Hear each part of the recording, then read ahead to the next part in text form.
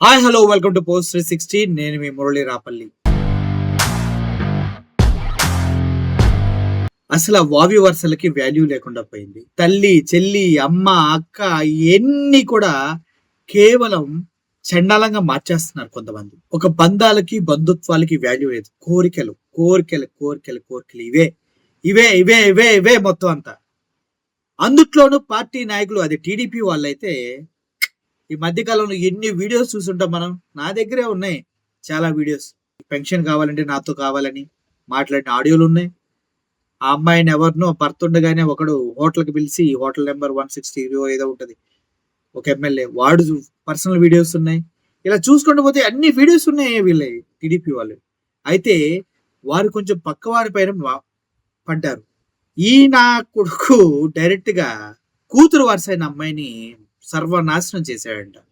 టీడీపీకి సంబంధించిన నేత కూతురు వరుసైన అమ్మాయితో దారిద్రంగా బిహేవ్ చేశాడంట. వీడిని ఏమనాలి మనం వీళ్ళని ఎలా వెనకేసుకురావాలి?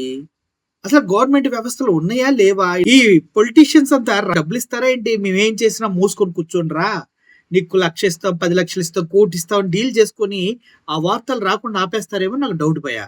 ఎందుకంటే ఈ దళితుడు సొంత కూతుర్ని తీసుకొచ్చి మొగుడికి డైవర్స్ ఇవ్వగానే వైజాగ్ ఎక్కడో పెట్టి తన పైన రోజు రోజు సెక్షువల్ గా హెరాస్ చేస్తూ తనున్న డబ్బులు మొత్తం లాగేసుకొని తన జీవితాన్ని నాశనం చేశాడని ఆవిడ చెప్తుంది. ఆవిడది కూడా తప్పుంది కాదట్లేదు.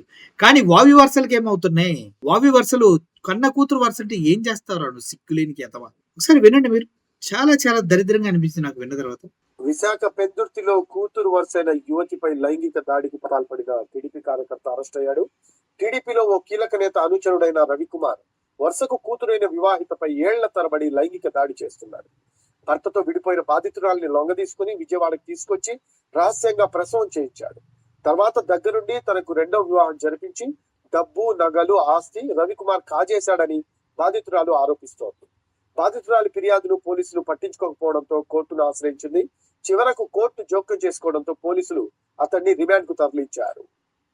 నేను పోలీస్ స్టేషన్ లో మా బాబాయ్ మీద నాపై లైంగిక దాడులు చేసిన మా బాబాయ్ మీద కంప్లైంట్ ఇవ్వడం జరిగిందండి.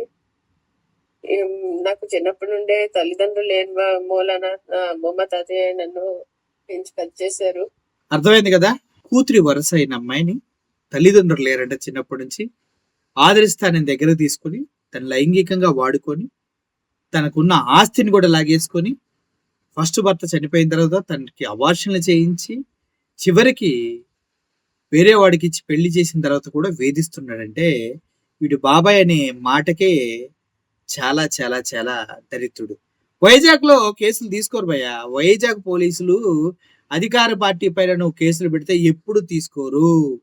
కాబట్టి పాపం ఈవిడ కోర్టును ఆశ్రయించి మనోడికి శిక్ష పడేలా చేసింది. అట్లుంటది మరి, ఆలోచించుకోండి ప్రభుత్వాలంటే. Thank you for watching this video. ఇటువంటి వాళ్ళు ఇంకా ఎంతమంది బయటకు వస్తారో 5 సంవత్సరాల్లో చూడండి. I'm only signing off. Thank you so much.